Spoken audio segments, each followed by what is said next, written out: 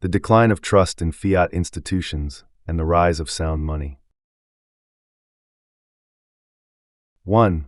Gold's historic rise and the failure of fiat currency.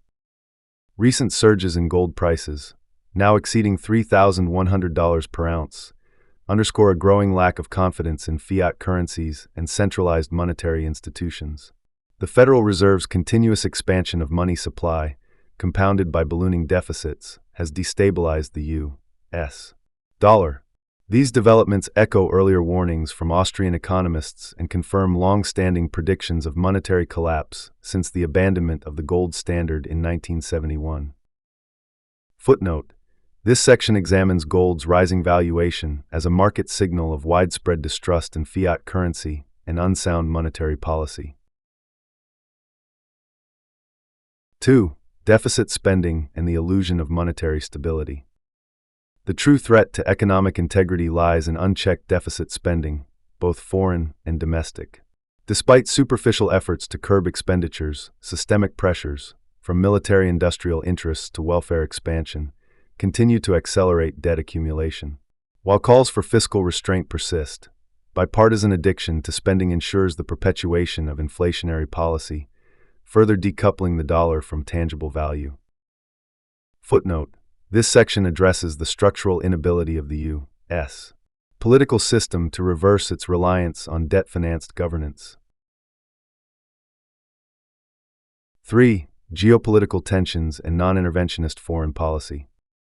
Mounting tensions with Iran and China exemplify the costs of interventionist foreign policy. Escalation risks stem from U.S. strategies that ignore constitutional constraints and prioritize regional dominance over diplomacy. Non-interventionism, grounded in constitutional originalism, argues that entanglements abroad exacerbate domestic vulnerabilities and endanger national security. Footnote: this section critiques interventionist policies while advocating for a constitutionally grounded doctrine of non-intervention.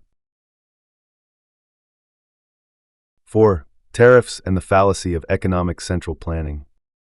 Trade protectionism, exemplified by tariffs, mirrors the flawed logic of central monetary planning. Just as the Federal Reserve cannot accurately set interest rates, government actors cannot determine market prices for goods. The assumption that political actors can outguess market behavior contradicts both economic science and the constitutional limitations on federal power. Footnote: this section equates tariffs with monetary manipulation, arguing both are tools of destructive central planning. 5. Rising interest in decentralized alternatives. Amid systemic disillusionment, Americans increasingly seek monetary refuge in decentralized assets, gold, Bitcoin, and anti-CBDC advocacy. This grassroots shift signals a rejection of central authority over personal wealth and highlights the erosion of faith in the fiat system.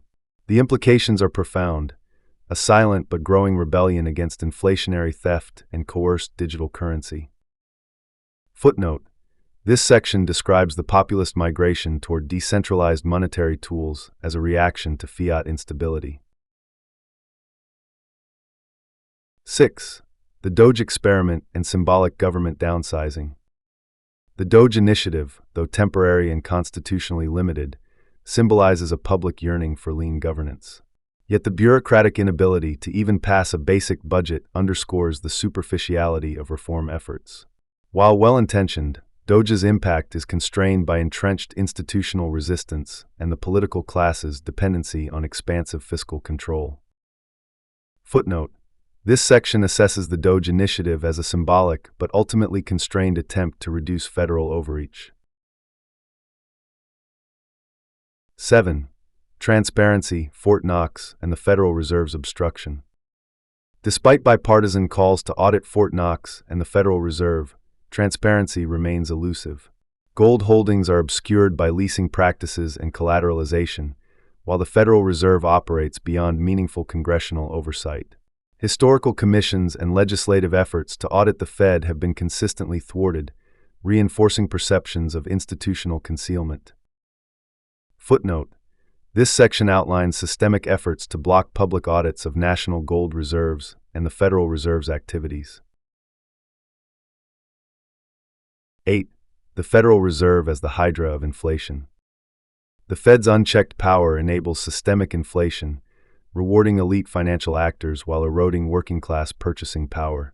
Its opaque mechanisms, including foreign bailouts and emergency lending facilities, underscore its role as the head of the hydra, impervious to democratic control. Calls for reform often fail under pressure from entrenched interests and ideological nihilism among policymakers. Footnote: this section presents the Federal Reserve as the central engine of economic distortion and unaccountable power. 9. Moral bankruptcy and the limits of political reform. Beyond fiscal collapse, America faces a deeper moral bankruptcy, reflected in public apathy, political corruption, and institutional decay. Political promises routinely disintegrate post-election, while civil discourse deteriorates. Genuine reform requires a return to first principles, natural rights, sound money, and personal responsibility.